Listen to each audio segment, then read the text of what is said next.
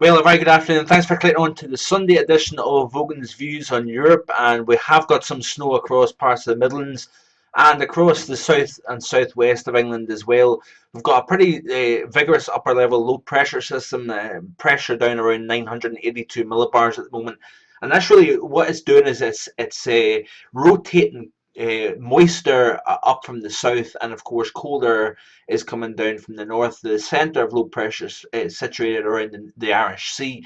But over the next several days, folks, the pattern is shaping up to be somewhat more wintry once again.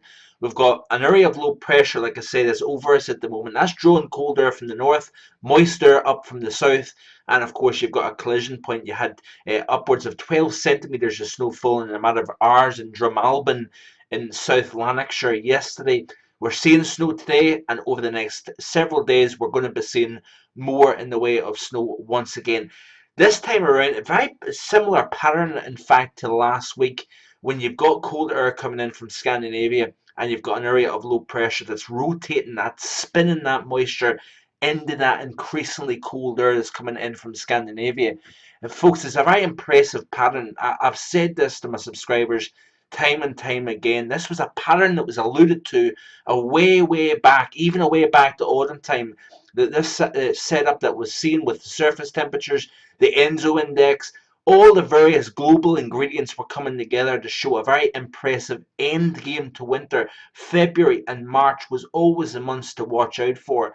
But last week, we of course seen the area of low pressure. I said that 7 to 10 days in advance that we needed to watch out as cold air was coming down from the north. Too many people focusing purely on the cold air. I said underneath that upper level low, we needed to watch for a surface low developing, say somewhere around south of the UK and Ireland, which could rotate moisture up into that cold air and of course produce heavy snow. I also said that the colder the air mass, the more snowfall can be produced. This upcoming week has similarities, but there is differences within that similar pattern to last week. The area of low pressure is going to be more centered towards the north, so therefore the moisture is going to be further north. But the cold air coming down, we need to watch out from really the south and central Pennines northwards. So say from Greater Manchester northwards over the next 5 days, some places could see well over 6 inches of snow, and it looks as if we're going to see more very cold nights to come, especially really from about Wednesday onwards. This is the GFS surface chart and precipitation. You can see here, I know it's not the easiest chart to see, but an area of low pressure centered right over, basically over Stranraer at the moment. What we've got is cold air that's coming down from the north and moist air coming up from the south, and what that's doing is there's a collision point here. Yesterday it was over the southern uplands extending into the North Pennines. Today we're seeing snow down further south because the cold air is getting further south, and over the next several days this area of low pressure, folks, is going to take its sweet old time pushing east southeast towards Europe.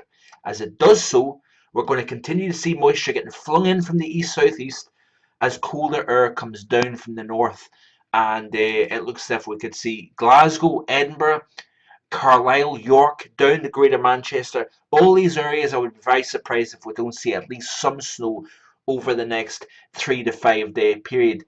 And really over the North Pennines and Southern Uplands, a half a foot, perhaps even locally a foot of snow may fall over the higher ground.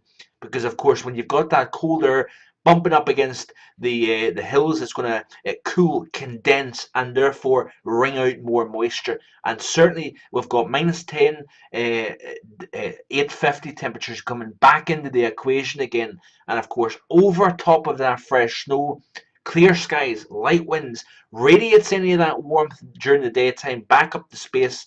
And of course the cold air that's coming in the mid levels, that's going to sink south down to the surface by night. And of course with the snow covered ground, that really helps to radiate any warmth back into space. So you can see here the initial run here, the surface chart. By the time we skip out to 24 hours from now, you can see that the area of low pressure is becoming a little bit more stretched out, a little bit more elongated. But notice the moisture here that you can see here By the way, down across the Alpine region, we're going to see a heck of a lot of snow over the next several days, extending all the way into northern Spain, southern parts of France as well.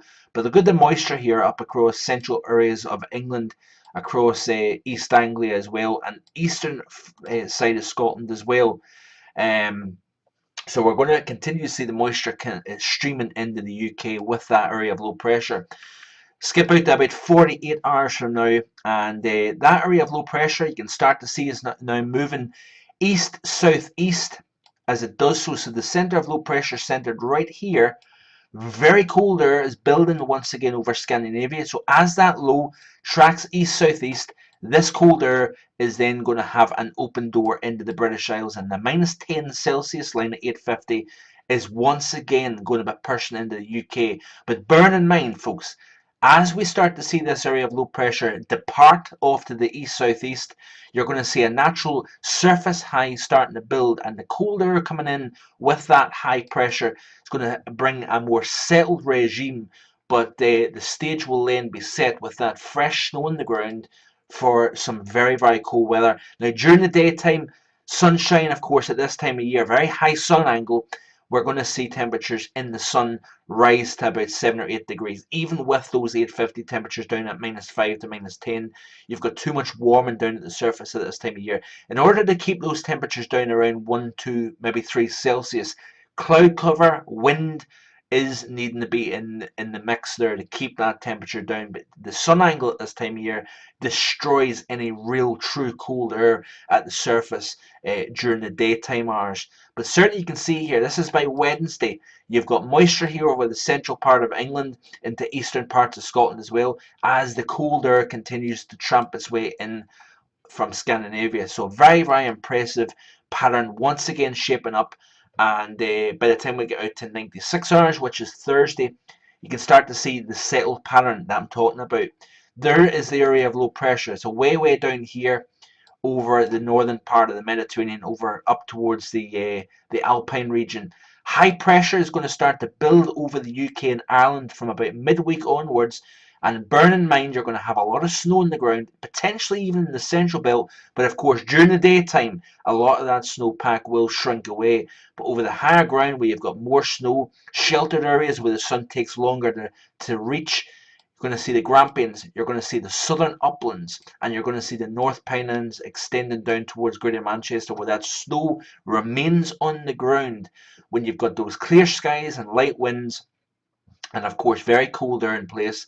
You're going to be talking temperatures -10 to -13 once again. And believe it or not, folks, we've seen a -13 in Aboyne in Aberdeenshire there early last week. We've seen -12 in Saughall in East Ayrshire. Incredible cold.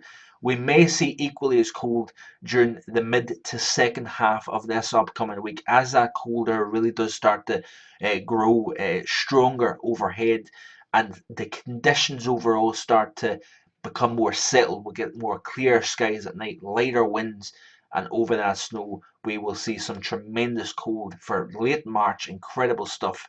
It really is quite amazing to say the least. By 96 hours at 850 millibars. Let's have a quick look at that. This is by Thursday. There's your -10 Celsius line at 850, starting to push into eastern areas of Scotland. Your -5 Celsius line, by the way, is all the way into the south of England. So this whole area is beneath -5 Celsius air at 850 millibars at the very least. Maybe even cold. The GFS does tend to be a wee bit conservative when it comes to the cold. Skip back slightly, back to about 72 hours. You can see here that we have got the colder is actually firmer in place, so covering the -10 Celsius line, covering more area. Also notice that isobars are a lot more spread out at this point, so by the time we get to Wednesday, you notice here the spread out of the isobars, showing a more settled pattern, higher pressure. There's your area of low pressure here that is going to bring the rain, sleet, and snow over the next several days. Eventually that will push out and high pressure builds in overhead. But certainly we've got another week of an impressive winter weather. Incredible for the fact that it's now entering the middle part and the latter part, should I say, of March. And I really do think that this pattern is going to continue into April. We're not going to see any real warmth during the remainder of March. And I'm going to be writing a post on markvoganweather.com illustrating what I think is going to take place as we progress towards spring in a more substantial way.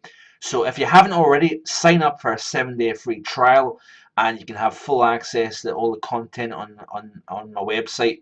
And I'm going to be looking more and more at the spring pattern. And as well as that, on the 8th of April, I'm going to be releasing my 2013 summer forecast. And we'll see how that goes. Hope you have a great Sunday wherever you are. Bye for now.